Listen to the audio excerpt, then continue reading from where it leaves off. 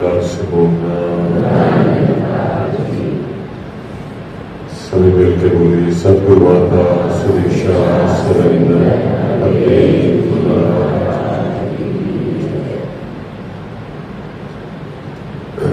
सत्संग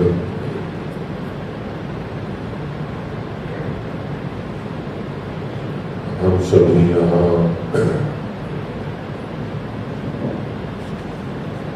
लगभग 1 घंटे से यश में अपने आप को मशगूल किए हुए हैं।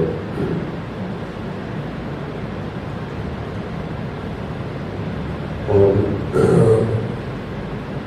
आध्यात्मिकता के आधार पर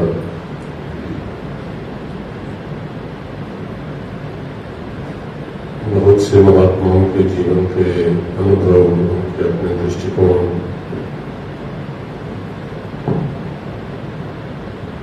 जिसने जैसा अनुभव किया वैसा हम सभी श्रवण कर रहे थे। और सत्संग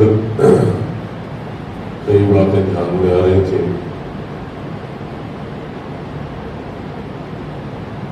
जब सतगुरु माता जी के उन विचारों के अंश को इस रविवार को ही जो बख्शिश मिली कि भक्ति इसे हम किसी सीमा में नहीं बांध सकते, और ये सबका अपना अपना एक इंडिविजुअल निजी विषय है। और वो इस तरह से कि मैंने अगर मुझे भूख लगी है तो खाना मुझे ही खाना पड़ेगा, तभी संतुष्टि होगी। मेरे बदले में कोई और खाना खाए, जो मैं किसी को कहूं कि मैं स्टडी कर रहा हूं, मेरे बदले अब एग्जाम दे दें, तो जो मुझे करना है वो मुझे करना है। सत्संग एक तरफ जब इस बात की तरफ ध्यान जा रहा था तो ऐसे लग रहा था कि हम सभी यहाँ पे जो अपनी अपनी तेज रफ्तार जिंदगी से वक्त निकाल करके यहाँ पे आए हैं, और बार बार बात हो रही थी प्यार की, प्रेम की।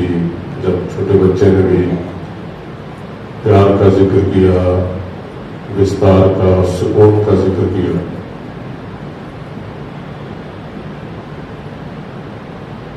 तो सत्संगत यही ख्याल आ रहा था कि बेसिकली सदगुरु हमारी जिंदगी में या इंसान की जिंदगी में जब आता है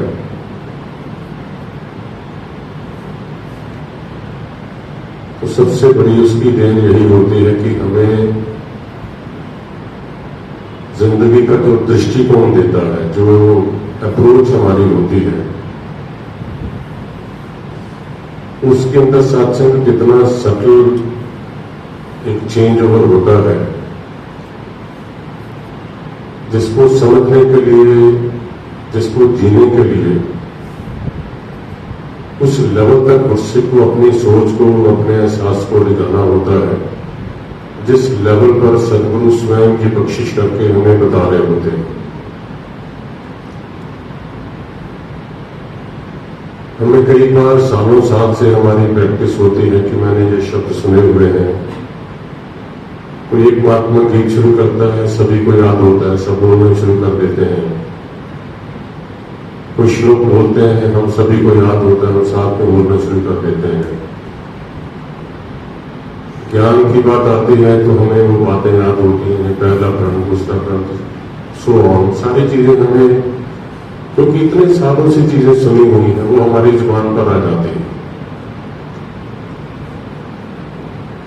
लेकिन सत्संग जो भक्ति का एक गहरा विषय है, जहां से प्यार का उद्गम होता है,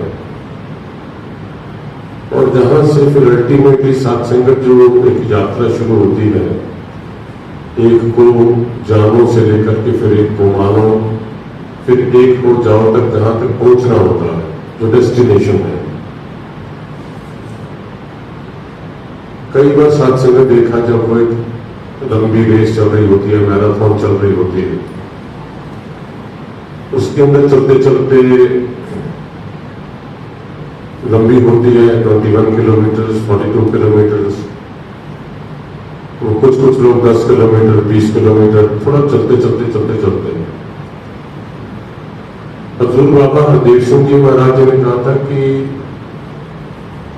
race is not just about winning the race, it is about starting and finishing the race. तो दौड़ नहीं है कि मैंने पहले पहुंचना है, उससे पहले पहुंचना है। ये जिंदगी की वो एक दौड़ है जहां रुकना नहीं है, जहां आगे बढ़ना है।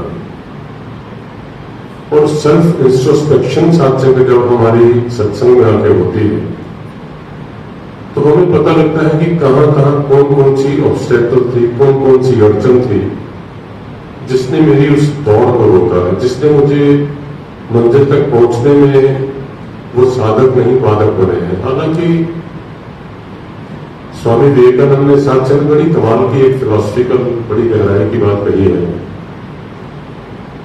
वो कहते हैं कि एक बेसिक प्रिंसिपल दिया गया था लोगों को कि कैसे जिंदगी को आप एनरिच कर सकते हैं, कैसे आप ऊंचाइयां छू सकते हैं। तो उन्होंने एक सूत्र दिया, फॉर्मूला दिया, वो था कि हमें इस मालिक ने, परमात्मा ने रोटी, कपड़ा और मकान दिए हैं। उन्होंने कुछ शब्द और कहे हैं, सुख के साधन दिए हैं, चीजें दी हैं। तो रोटी, कपड़ा और मकान दिए हैं, जिसके अंदर सारी चीजें आ जाती हैं जो हमारी जिंदगी में हर इंसान के पास में है। तो उन्होंने कहा कि ये इसलिए दिए हैं ताकि उनको हम साधन बना करके साध्य यानी टू बी अचीव्ड, साध्य परमात्मा तक पहुंच पाए।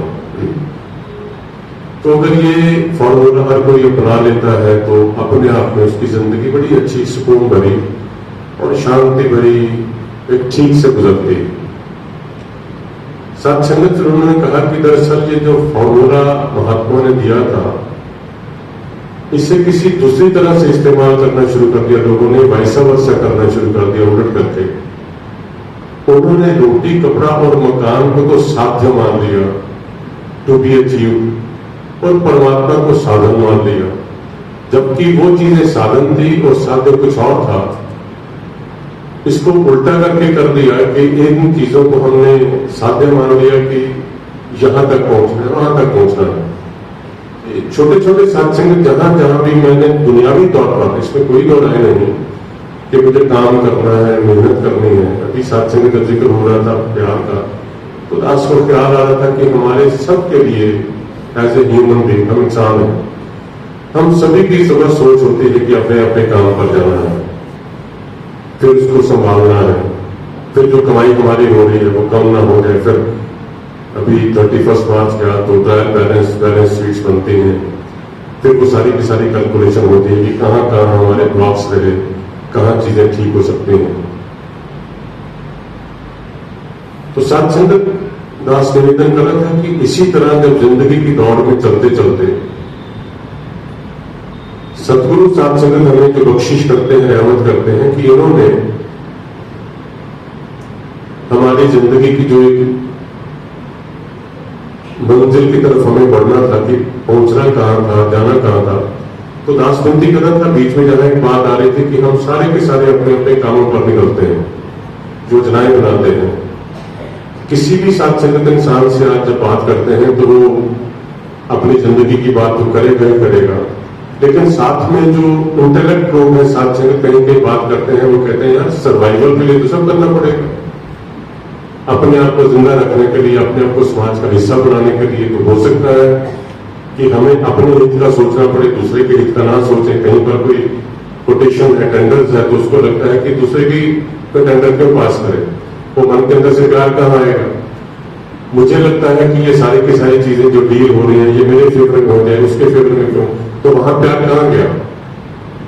दरअसल साथ संगत प्यार इस छोटे से टर्म्स में सतगुरु नहीं देते हैं। ये प्यार सत्संग उतनी देर का नहीं है सिर्फ, या उस दायरे के अंदर या सीमा के अंदर नहीं है कि मैं प्यार प्यार जिक्र करता रहूं। और जो सत्संगत गहराई में सच्चे पातशाह ने, सतगुरु ने प्यार की जो मुझे असीमित एक सीमा दी है, वो सत्संगत कहीं और है।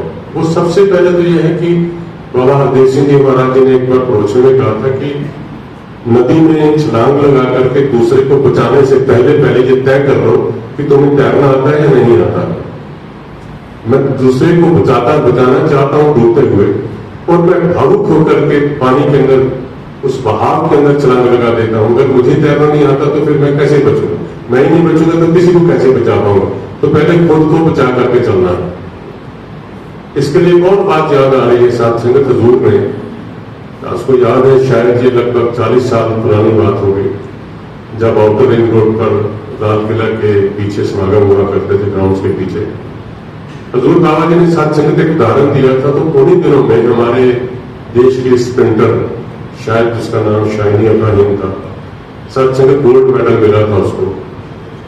तो जिस दिन गोल्ड मेडल मिला, अगले दिन सत्संगत की अनाउंसमेंट हो गई, जब देश सेलिब्रेट कर रहा था कि भारत को पहला एक रेसिंग के अंदर एक गोल्ड मेडल मिला है, तो बड़ी खुशी की बात है। जैसी सेलिब्रेशन हो रही थी तब तक खबर आ गई कि उसे डिस्क्वालीफाई कर दिया गया है, उससे वो मेडल वापस ले लिया गया है। क्या हुआ?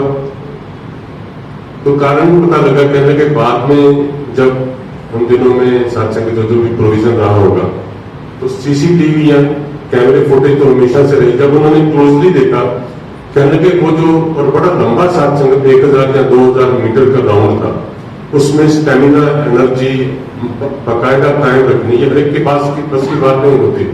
तो इतनी मेहनत के बाद कोई वो अगर जीत हासिल हुई तो हारी क्यों? कहने लगे सारा जितना भी उसने वो पूरा का पूरा लैप्स अपने पूरे कंप्लीट कर दिए। आखिरी राउंड में जब कुछ मीटर में दूर रह गए तो उसने अपनी लेन चेंज कर ली थी। लेन चेंज करने के कारण डिस्क्वालीफाई हो गई। बड़ी सत्संग की सटल जिंदगी है, बिल्कुल हमें पता नहीं लग पाता। हमें लगता है मैं ठीक चल रहा हूँ, मुझे लगता है कि मैं अपने आप में खुशफहमी है कि सत्संग सेवा सिमरन हो रही है। वही बात भगत कोटुमा जी ने एक बार उदाहरण दिया था। कहने लगे एक आदमी चला जा रहा है, उसको रास्ते में कई बार किसी की कोई जेब से हैंकी या कोई सामान निकालते हुए पैसे भी गिर गए, पूरा का पूरा पैसों का बंडल था। तो आदमी को मिल गया पड़े हुए। कहने लगा क्या बात है? उसने दाएं बाएं देखा, कोई मिला नहीं। उसने अपनी जेब में डाला, उसके मन में ईमानदारी थी, आसपास में देखा कोई है नहीं, कोई क्लेम करने वाला, तो घर पे जा रहा था। अब घर उसका 1.5 घंटे दूर था, पब्लिक ट्रांसपोर्ट से जाना था। घर जाते जाते तक सारी प्लानिंग कर रहा है कि मुझे लग रहा है ये इतनी अमाउंट हो गई, अब चलो कोई बात नहीं, शायद परमात्मा ने भेजा होगा, घर जाकर के ये कर देंगे, वो कर देंगे, ऐसा कर देंगे। तो छोटी छोटी प्लानिंग करने लगा, ये रिपेयरिंग कर देंगे, ये घर का जरूरी सामान है वो ले आएंगे तो परेशानी थोड़ी ठीक हो जाएगी। घर जाकर के वाइफ को कहा कि जल्दी जल्दी खाना खिलाओ, बड़ी खुशी की बात है। हुआ क्या? तो सारी बात उसने एक्सप्लेन की। तो कहाँ पैसे, कितने पैसे? जेब में हाथ डाला तो जेब कटी हुई है। उस वक्त उसे लगा कि मुझे मिल तो गए थे लेकिन मैंने संभाल के नहीं रखे। ये सत्संग तो उदाहरण बात अलग है कि कहीं से मिल गए, लेकिन जिसे पता लगे कि ये सर्टिफाइड एक सौदा है कि ये निरंकार परमात्मा हमारी जिंदगी का सतगुरु ने हिस्सा बनाया है। वरना सत्संग ये सारी दुनिया चल रही है, तो बाजार में दुनिया में जाकर के अपने कलीग्स जहां हम काम करते हैं, जहां हमारा उठना बैठना सोशल सर्कल है, जहां फैमिली सर्कल है, किसी से जाकर के बात करके देखते मुझे भगवान मिल गया, मैंने परमात्मा के दर्शन किए हैं। सत्संग पहले 2-4 मिनट देख करके स्टेयर करेगा और ऊपर से नीचे तक पूरी की पूरी तरह वो हमारे शरीर का एक्सरे कर देगा। क्या आदमी है, ठीक है, मेंटली स्टेबल है या नहीं। एक अवस्था सत्संग, उसके साथ साथ जो जिंदगी जीने का एहसास शुरू होता है, जिसको ये मिल गया, जिसके साथ ये परमात्मा जुड़ गया, जिसका ये नाता इसके साथ जुड़ गया, फिर ऐसा नहीं है कि कहीं दुनिया के अंदर उसको पंख लग जाएंगे या चलने में कहीं कोई दिखने में। उसके सत्संग का हाव भाव, उसकी अपनी जो सत्संग एक सोच है, उसकी अप्रोच है, वो सत्संग दुनिया में रहते हुए फिर वो लेन कहीं चेंज नहीं होती आखिरी में जाकर के। कहीं कोई सत्संग फिर ऐसा नहीं जो हजूर बाबा जी उदाहरण दिया करते थे, ये कहीं मोहल्ले में बुजुर्ग आदमी रहते थे, बड़ा महात्मा था, बिल्कुल सफेद कुर्ता पजामा पहने, सफेद सफेद दाढ़ी और बहुत दिखने में एक ऐसा कमाल का रुतबा, और सामने एक नगर वधू जिसे हम वेश्या कहते हैं वो रहा करती थी। और जैसे ही महात्मा निकलते थे वो बाहर आकर के अपनी गोदी में छोटी सी बिल्ली के बच्चे को लेकर के कहते थे कि बोलो महात्मा, तुम्हारी दाढ़ी सफेद है, मेरी बिल्ली का पूंछ सफेद है, तुम्हारी दाढ़ी से ज्यादा सफेद है, मेरी बिल्ली की पूंछ ज्यादा सफेद है। चुपचाप रह जाते थे, नो कमेंट, कोई रिएक्शन नहीं, कुछ नहीं। एक दिन तबीयत खराब हो गई बुजुर्ग की, महात्मा की, सत्संग लगा कि आज का दिन बड़ी मुश्किल से कट पाएगा। भक्तों ने पूछा आखिर इच्छा करने के उस बहन को लेके आओ। बड़े सब लोग हैरान परेशान। हम सत्संग, यहाँ एक और बात कभी कभी आती है कि किसी की कोई बात जान करके देख करके, जैसे विवेक चौधरी के पिताजी की वो बात याद आती है कि स्टेज पे बैठे हुए थे, तो एक महात्मा ने सत्संगत कहीं कोई माया उनको देनी होगी निजी रूप में, वो सत्संगत आनंद फानंद में वो महात्मा की माया अब जेब में डाल के चला गया।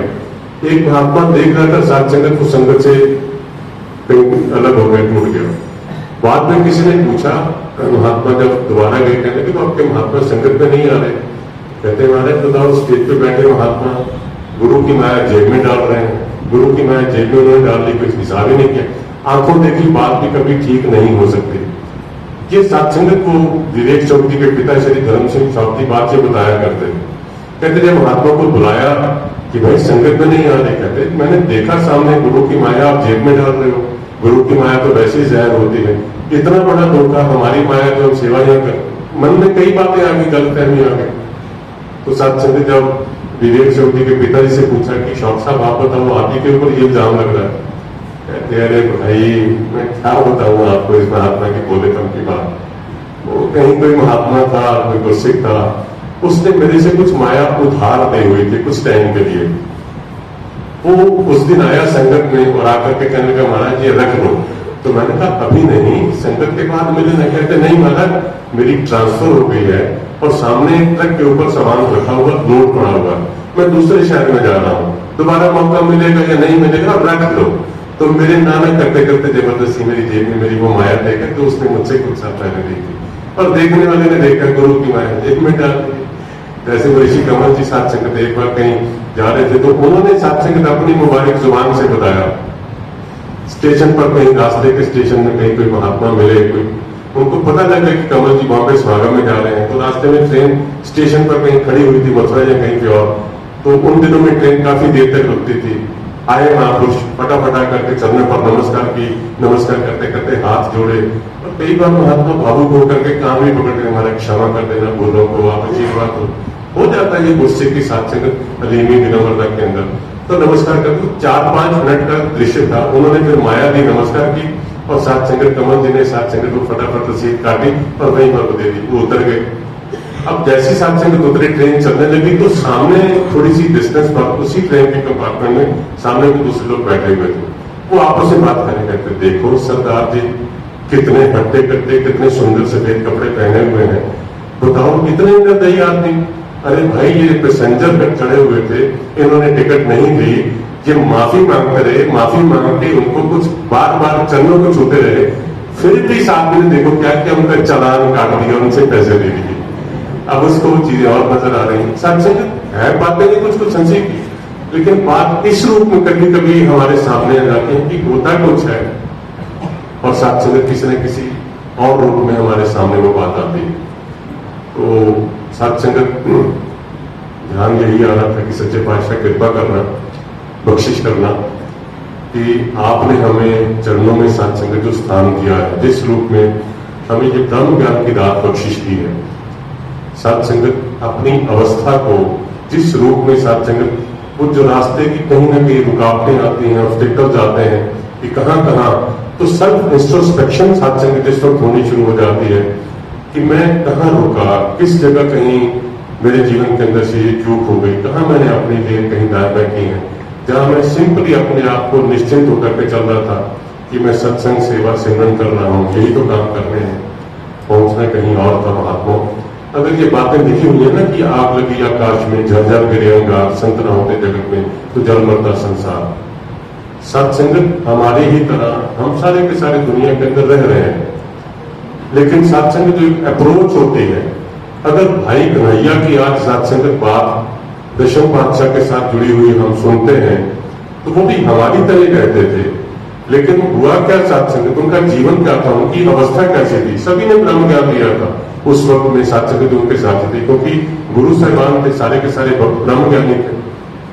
लेकिन वो जो जंग के मैदान के अंदर वो उनका अपना एक रोल था। लोगों ने आकर शिकायत करनी शुरू कर दी कि देखो आपके जो भगत हैं, आपका जो सेवादार है कन्हैया, दुश्मन के फौजी जो घायल हो रहे हैं उन्हें भी वो पानी पिला रहे हैं, बताओ ये कोई तरीका है? सत्संग उन्होंने कहा कि कन्हैया को मत छेड़ो, उसकी अवस्था बड़ी अलग से है। लेकिन लोगों की शिकायत करने पर उन्हें बुलाया गया, उनको कहा कि भाई ये सामने तेरे बारे में ये बात कर रहे हैं, बताओ। सत्संग उसने आगे जवाब दिया, कहले बादशाह आपने जो मुझे ज्ञान दिया है उसके आधार पर मुझे कोई लगता ही नहीं है कि कोई अलग है, कोई दूर है, कोई अपना है, पराया है। जब जंग के मैदान में हम लड़ाई कर रहे होते हैं तो मुझे ये दुश्मन नजर आते हैं, लेकिन जब ये घायल होते हैं तो मुझे ये इंसान वो नजर आते हैं जिनके अंदर भी परमात्मा का वही रूप है जो मुझे आपने सबके अंदर दिखाया। वही तेरा रूप है ये संसार। आदिकाल से आध्यात्मिकता का कोई असूल बदलते नहीं है। आध्यात्मिकता का बेसिक प्रिंसिपल वही होता है, एक को जानो, एक को मानो, एक को जाओ। सारी दुनिया सारे संसार के अंदर अगर हम प्यार चाहते हैं तो सत्संग शरीरों से ऊपर उठ करके प्यार होता है। जब जब भी सत्संग किसी प्यार को सीमा में बांधा गया है, चीजों में बांधा गया है, दुनिया के किसी शरीर में या शरीर के साथ जुड़ी किसी भी चीज के साथ बांधा गया है, वहां सत्संग कहीं ना कहीं कोई लिमिटेशन आ जाती है। और वही बात सत्संग फिर उसने जब जवाब दिया कि सभी के अंदर मुझे तो निरंकार ही नजर आता है, तो इतिहास साक्षी है कि उस भक्त गुस्से को बाद में सिरोपा भेंट किया गया, सिर से लेकर पैर तक वो जो वस्त्र होता है जिससे मान सम्मान सत्संग में अदब किया जाता है, तो उसको सम्मानित किया गया उस सिरोपे के साथ और कहा गया कि अभी तक तो तुम उनको पानी पिलाते थे, आज के बाद उनका उपचार भी करना शुरू कर दो। तो सत्संग की सदगुरु की जो दी हुई आंख है ब्रह्म ज्ञान, सत्संग सारी जगह परमात्मा निरंकार समान रूप से व्याप्त है, हर जगह है। लेकिन सत्संग एहसास कभी कभी क्यों दूर होता है? बड़ी सुंदर महात्मा ने उदाहरण दी, कहने लगा कि जैसे गंगा के घाट पर स्नान करने के लिए जाते हैं कि बड़ी पवित्र नदी है, बड़ी पावन नदी है, और वहीं पर किसी बॉटल के अंदर गंगा का पानी ले लिया। अब बॉटल के अंदर पानी है गंगा का, और सत्संग उसको ढक्कन लगा करके बंद कर दिया और उसको रस्सी बांध करके उसी घाट के अंदर गंगा के अंदर ही से उसको डाल दिया गया। अब वो पानी अंदर वाला भी गंगा है, बाहर वाला भी गंगा है, लेकिन बाहर वाले और अंदर पानी के अंदर संपर्क नहीं है, आपस में कोई टिकनिक नहीं है। कारण क्या है? क्योंकि वो ढक्कन लगा हुआ।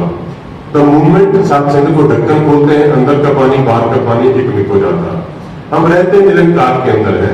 सदगुरु ने सत्संग इसकी जानकारी दी है, लेकिन जानकारी देने के बाद इसको प्राप्त करना सत्संग को गुस्से की अपनी जिंदगी के साथ जुड़ा हुआ है कि वो कैसे कैसे अपने आप को इस निराकार दातार के साथ जोड़ता है। ये धीरे धीरे सत्संग प्रोसेस किस प्रकार से गुस्से अपने आप को खुद को सत्संग से चलाना पड़ता है। जैसे सतगुरु माता जी ने बख्शिश की कि अपने को शांत करने के लिए खुद को रोटी खानी पड़ती है। और कभी कभी महात्मा ये भी होता है, लगभग 3-4 साल पहले सत्संग जब लॉकडाउन अभी पूरी तरह से खुला नहीं था, तो पहले सात समागम सत्संग वहीं पर हुआ था, लेकिन उसके अंदर संगतें वहां नहीं पहुंच पाई थी। संगतें घर में थी, लेकिन समागम वहां सत्संग फिजिकली उस रूप में पूरी स्टेज रखकर ऑर्गेनाइज हुआ था। और सतगुरु माता जी ने सत्संग अपने प्रवचनों में उस दिन बख्शिश की थे, कहने लगे हम खाना हमें भूख लगती है, खाना खाते हैं, तो एक खाना यह है जो न्यूट्रिशियस खाना, जो फायदेमंद खाना है जनरली हम खा लेते हैं, जिससे हमें पौष्टिकता मिलती है, न्यूट्रिशियस वैल्यू मिलती है, जो हमें खाना चाहिए। उसकी जगह जंक फूड भी है, वो भी खाया जा सकता है, तो पेट तो हमारा भर जाएगा, हमें तसल्ली हो जाएगी कि हाँ ठीक है और कुछ नहीं चाहिए, जो चाहिए था वो मिल गया। लेकिन अगर लगातार जंक फूड खाते रहेंगे तो कितने दिन, अल्टीमेटली कोई दिन आएगा जिससे डॉक्टर्स कहेंगे कि आपके सारे जितने भी टेस्ट पैरामीटर्स हैं वो सारे डिरेंज हो गए, आपको पता नहीं पीसीओ गोलियां खानी पड़ेगी, परहेज करने पड़ेंगे, तब जाकर के कोलेस्ट्रॉल बढ़ गया, ब्लड प्रेशर बढ़ गया, शुगर बढ़ गया, हर एक चीज गड़बड़ हो गई। क्यों? क्योंकि हमने भूख तो शांत कर ली, लेकिन खाते रहे जंक फूड। सत्संग इसी तरह हमारे जीवन के अंदर, हमारे मन के अंदर, गुस्से के मन के अंदर सत्संग सतगुरु ने जो ये तत्व भरा है, ये निरंकार सत्संग। और दुनिया को भी जब देखते हैं तो सत्संग तत्व के नजरिए से देखते हैं, फिर सत्संग जिंदगी के अंदर हर घट के अंदर सत्संग निरंकार नजर भी आता है, लेकिन ये भी एहसास होता है कि मैंने जीना किस प्रकार से है। फिर साथ संगत हमें वहां डिफाइन करने की या करवाने की जरूरत नहीं होती, वो खुद निरंकार के साथ एहसास करते हुए जब सत्संग सेवा सिमरन करते हैं तो जिंदगी जीने की हमें दिशा मिलती चली जाती है। और एक बार साथ संगत एहसास जरूर हमें करवाया जाता है हमारी अंतर चेतना के द्वारा। ये बात कहकर के साथ संगत आपसे दास विराम देगा। हमारे महात्मा बेकल जी अक्सर साथ संगत वेदांत की एक बात कहा करते थे, कहने के उसमें जो जिक्र आता है कि इंद्रियों से परे मन है, मन से परे बुद्धि है, बुद्धि से परे आत्मा है और आत्मा परमात्मा की अंश है।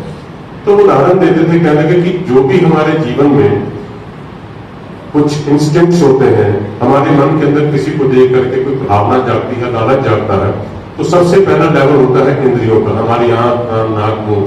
हालांकि इसके बारे में रबी वाणी में जिक्र आता है, नयन सोई पर दृष्टि विकार, श्रवण सोई सुनिंद्र विचार, जीव सोई लो मिट्टे साथ। ये जितनी सात संगत 5 इंद्रियां हैं, ये दूसरे को देख करके उससे प्रभावित होती हैं, उसका असर देती हैं। अब इंद्रियों ने सात संगत कहीं मन के अंदर देखा, इंद्रियों ने देखा। एक उदाहरण देते हैं, सात संगत देते हैं किसी यूथ के, उसने किसी अपने दोस्त को या अपने किसी पसंदीदा हीरो को उसने किसी एडवर्टाइजमेंट में या किसी मूवी में देखा कि वो सिगरेट पी रहा है। इंद्रियों ने उसको ललचा दिया कि मैंने भी ये काम करना है। अब मन ने सात संगत फिर उसको पक्का कर दिया कि हाँ करो करो करो, कोई बात नहीं। और दोस्तों ने जी कह भी दिया कि एक बार 2 बार कहीं ये नशा लेने से तुम नशेबाज थोड़ी हो जाओगे, थोड़ा सा करके देख लो, वापिस आ जाना, क्या फर्क पड़ता है, छोड़ देना। इंद्रियों से परे मन है। इंद्रियों ने स्वाद शुरू किया, आंखों ने देखा, ललचाया, और मन ने उस और पकड़ कर दिया कि नहीं कहीं कोई बात नहीं, 1-2 बार चल जाएगा, कर लेते हैं। बुद्धि ने साथ संगत उसको योजना बना दी कि भाई ऐसा करो, सांप भी मर जाए, लाठी भी ना टूटे, ये काम भी कर लो, और ऐसा करना कि तुम पकड़े भी ना जाओ। तुम ले लो 2-4 बार, कोई बात नहीं, बाद में इलायची खा लेना, कोई स्मेल किलर, कुछ ना कुछ जिनतान कुछ दे लेना ताकि पता ना लगे, और जब वहां तक घर में ना हो तो कोई कर लेना। बुद्धि ने पक्का कर दिया। साथ संगत फिर अगला वो स्टेप जो है इंद्रियों से परे, परे कहते हैं जो कंट्रोलर है, स्वामी है। इंद्रियों का स्वामी मन है, मन का स्वामी फिर बुद्धि है। साथ संगत बुद्धि ने पक्का कर दिया, बुद्धि से परे आत्मा है, यानी बुद्धि की स्वामी आत्मा है। आत्मा चूंकि परमात्मा की अंश है, तो एक बार साथ संगत हमारे मन को जरूर आकर के बात वो कचोटी जाती है हमारी, जिसे हम कहते हैं हमारी अंतर्चेतना।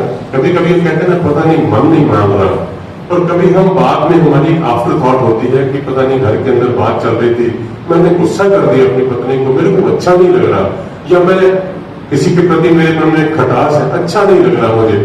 वो अच्छा किसे नहीं लग रहा? जो मेरे भीतर आत्मा परमात्मा की अंश है, वो मुझे एहसास करा रही है कि यह रास्ता ठीक नहीं है।